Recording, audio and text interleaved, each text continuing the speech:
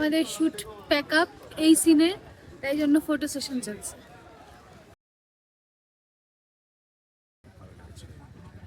তো ভালো একটা প্রোডাকশন হাউস, ডিওপি থেকে শুরু করে ডিরেক্টর, বাকি সবাই।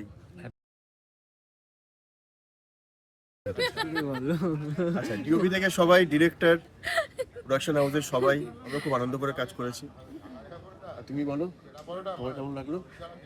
আমার তো খুব ভালো লেগেছে, ফার্স্ট কাজ আমার খুব ভালো লেগেছে। গল্পটা তো ভীষণ ভালো, তার জন্য সবাইকে দেখতে হবে। ইয়েস, দেখতে হবে।